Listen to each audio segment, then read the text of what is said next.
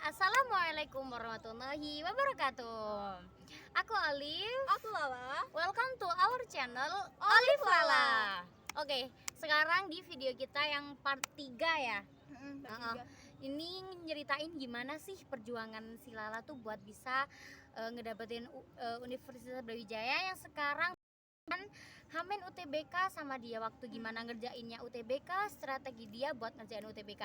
Oke, gimana lah? Oke, jadi tanggal 1 April itu 25 UTBK. Karena kan aku tanggal 26 April UTBK-nya. Itu tuh beneran dari tanggal 1 sampai tanggal 13 aku ngapain? Gak buka buku sama sekali. Kenapa? Soalnya aku tuh lihat di YouTube. Kan awalnya aku pengen belajar dari YouTube sih. Tapi ternyata tuh banyak konten-konten di YouTube itu yang lucu-lucu gitu loh, kayak mukbang, apalagi kayak Siska Call gitu. Oh, berarti kamu tuh teralihkan gitu ya sama konsentrasi kamu. Bayangkan 13 hari itu waktunya maksudnya nggak buat belajar, itu bisa dapat banyak gitu. Iya banget lah. Terus jadi mulai di hari ke-14 sampai ke hari ke-25 itu aku tuh belajar lagi, terus bahas-bahas soal, bahkan aku kalau misalkan kayak ke ngajian pas itu kan lagi puasa, banyak banget nggak sih ngaji. Iya, banyak aku banget. nggak bawa kitab tapi cuma bawa itu buku. Aduh.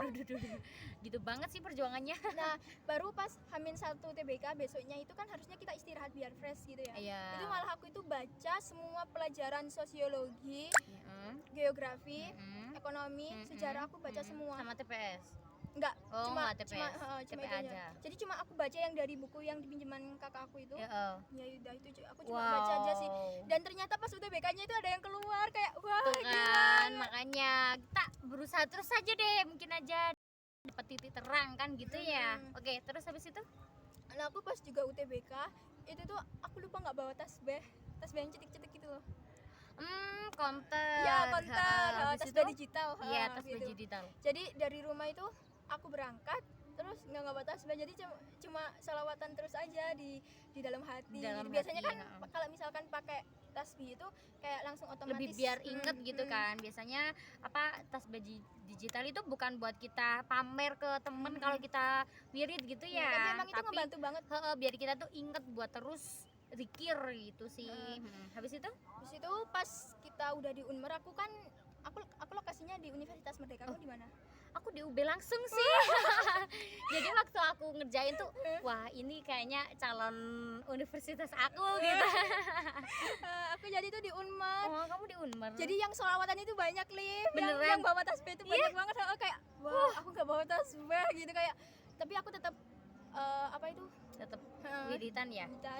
Tapi pas dari pelajaran itu aku bawa buku detik-detik ekonomi USBN tahun 2019. Dan kamu baca? Aku baca sepanjang perjalanan satu buku, cuma materinya aja sih, tapi pokoknya kayak cuma review gitu. Dan pas masuk ruangan itu aku baca sholawat sama kayak kamu. Kamu kan tadi baca Yasin juga. Aku cuma baca sholawat. Nggak tahu sih udah dapat berapa gitu. Yang penting kayak sholawat terus, nggak berhenti. Sampai berapa kamu kadang kala sholawat? Sampai berapa ya? Pasti udah ribuan tuh kalau si Lala, soalnya dia tuh kemana-mana bawa aja tasbih, zikiran terus. Kalau aku ngejak ngomong tuh ya udah dia balasnya sama zikir gitu. Pokoknya intinya dia sholawatan terus deh guys. Nah, terus pas itu, Liv, pas kita mau masuk kan kita kayak disuruh ngasih kartu peserta gitu.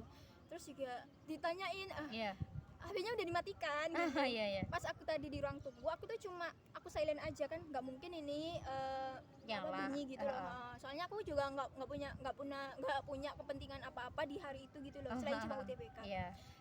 Itu jam 8 kita mulai soalnya.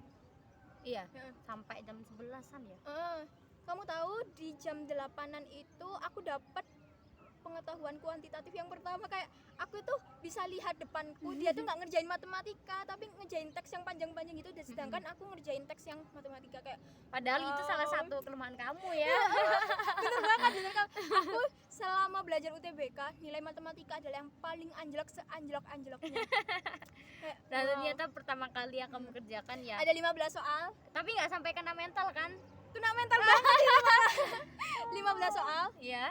Terus yang aku kerjain cuma bisa 1. Tapi nggak apa-apa sih. Tapi udah 5-nya nembak.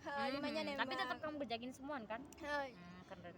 Kayak terus kan aku dulu pernah tanya nggak sih ke kamu kayak soalnya yang matematika itu kayak gimana, terus kamu bilang kamu spoilernya itu gini, itu yang jangkauan nggak sih? ternyata keluar guys, tapi aku nggak belajar yang jangkauan kayak wow, kenapa aku nggak menuruti gitu. menuruti omongannya Olive yang kayak jangkauan gitu, sedangkan aku itu nggak pernah paham jangkauan gitu udah kayak udah males gitu ya, akhirnya kayak yaudahlah kita nembak tuh. Oh nggak apa-apa lah. Terus pelajaran bahasa Inggris itu lumayan.